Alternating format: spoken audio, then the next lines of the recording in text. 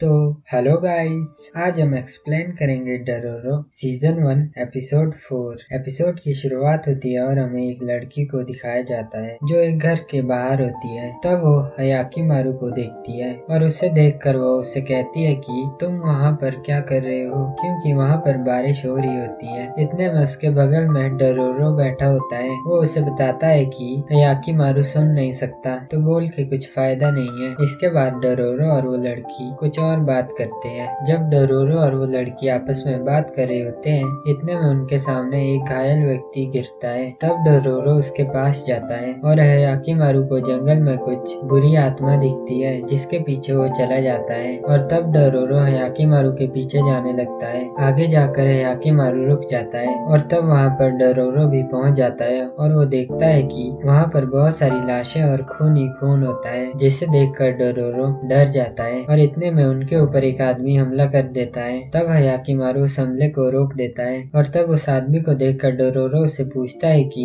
तुमने इन लोगों को क्यों मारा। तब वो आदमी कहता है कि उसके हाथ में जो तलवार है वो खून की प्यासी है, इसलिए मैंने इन सभी लोगों को मारा। इस पर डरोरो कहता है कि तलवार खून की प्यासी कैसे हो सकती है। तो आदमी बताता है कि ये कोई आम तलवार नहीं है, ये शैतान की तलवार है। इतने में वो आदमी हयाकीमारू पे हमला कर देता है। तब हयाकीमारू उससे फाइट करने लगता है। फाइट करते करते हयाकीमारू एक पहाड़ी पर पहुंच जाता है। ये देखकर वो आदमी हयाकीमारू पे हमला कर देता है, पर हयाकीमारू उसके हमले को अपने नकली पैर पर ले लेता है और उस आदमी के हाथ से वो तलवार अलग कर देता है। पर वो आदमी उस पहाड़ी से नीचे गिर जाता है। इतने में वहाँ पर डरोरो भी पहुंच जाता है और हयाकीमारू का पैर उस तलवार के साथ जंगल में गिर जाता है। तब डरोरो कहता है कि मैं तुम्हारे पैर को ढूंढता हूँ, और वो उस पैर के पास चला जाता है और देखता है कि उस पैर में वो तलवार लगी है। तब वो उस तलवार को उस पैर से अलग करने के लिए उसे पकड़ता है, पर वो तलवार चमक जाती है। इसके बाद हम उस लड़की को उन्हें ढूंढते हुए देखते हैं। तब उसे वही तलवार वाला आदमी दिखता है, तो वो उसे अपना भाई कहती है और उसे अपने घर ले जाती है। इसके बाद हम डरोरो को देखते हैं, जिससे वो तलवार कहीं पर ले जा रही होती है। तब हम डरोरो के आगे दो आदमियों को देखते हैं जो डरोरो से कहते हैं कि तुम यहाँ पर इतनी बारिश में क्या कर रहे हो। तब वो तलवार उन दोनों पे हमला कर देती है, पर वो दोनों बच जाते हैं और वहाँ से भाग जाते हैं। तब डरोरो कहता है कि मैं तुम्हें गलत काम करने नहीं दूंगा। फिर वो तलवार डरोरो को आगे ले जाने लगती है और दूसरी तरफ हयाकीमारू उसे देख रहा होता है। तब हम देखते हैं कि डरोरो गांव की तरफ बढ़ने लगता है और तब हमें उस लड़की और उसके भाई का पास्ट दिखाया जाता है, जहाँ पर उसका भाई उसे कहता है कि मैं एक सैनिक हूँ और मुझे युद्ध में जाना होगा। और फिर हमें प्रेजेंट में दिखाया जाता है, जहाँ पर उस आदमी की बहन उसके लिए खाना लाती है और तब वो लड़की बचपन की बातें उसे बताने लगती है। पर वो आदमी कुछ देर बाद कहता है कि मैं यहाँ पर हूँ। और फिर हमें गाँव में दिखाया जाता है, जहाँ पर लोग चिल्ला रहे होते हैं कि किलर यहाँ पर आ चुका है। और तब हम डरोरो को देखते हैं, जिससे वो तलवार गाँव में आगे ले जा रही होती है। और इतने में वहाँ पर हयाकीमारू आ जाता है। तब डरोरो उसे देखकर खुश हो जाता है, पर हयाकीमारू अपने हाथ से तलवार निकालता है, जिसे देखकर डरोरो डर जाता है। और फिर हम उस लड़की और उसके भाई को देखते हैं, जहाँ पर वो लड़की उससे कहती है कि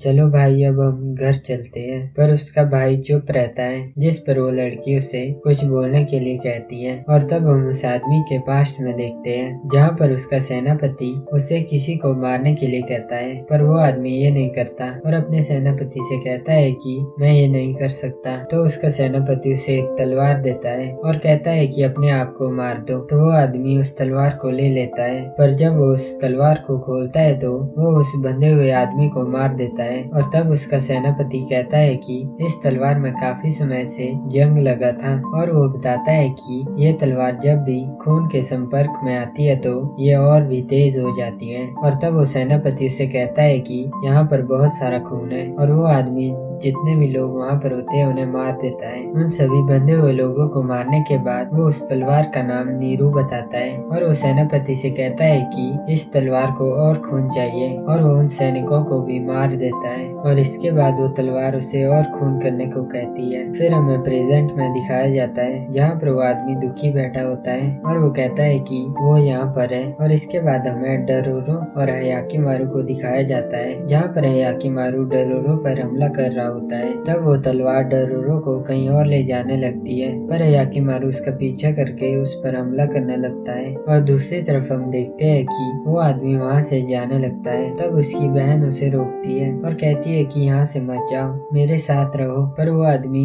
उसे नीचे गिरा देता है। तब वो आदमी कहता है कि नेहरू मुझे बुला रही है, और वो वहाँ से बाहर चला जाता है। और दूसरी तरफ हयाकिमारू डरोरो पर हमला कर रहा होता है। कुछ देर बाद हयाकिमारू उस तलवार पे बहुत जोर से मारता है, जिससे वो डरोरो के हाथ से दूर गिर जाती है। और तब डरोरो हयाकिमारू को शुक्रिया करता है, पर उसे चक्कर आने लगता है। तब उसे हयाकिमारू पकड़ लेता है। इतने में वहाँ पर वो आदमी आ जाता है और वो उस तलवार को उठा देता है। तब हयाकिमारू डरोरो को साइड में सुला देता है। इतने में वो आदमी कहता है कि ये तलवार सिर्फ मेरी है। तब वो तलवार चमकने लगती है और वो आदमी कहता है कि तुमने मुझे पहले क्यों नहीं मारा, नेहरू के मेरे पास आने से पहले। और वो हयाकिमारू पे हमला कर देता है। तब हयाकिमारू उसके साथ फाइट करने लगता है और दूसरी तरफ वो लड़की उनकी आवाज सुनकर वहाँ पर जाने लगती है। और दूसरी तरफ हयाकिमारू और वो आदमी फाइट कर रहे होते हैं। तब वहाँ पर वो लड़की पहुँच जाती है और उनकी फाइट देखकर उन्हें रुकने के लिए कहती है। तब वो आदमी हयाकिमारू के हाथ पर तलवार से हमला कर देता है, पर हयाकिमारू अपने हाथ को अलग करके उसे तलवार निकालकर उस आदमी को मार देता है और उस तलवार को भी तोड़ देता है,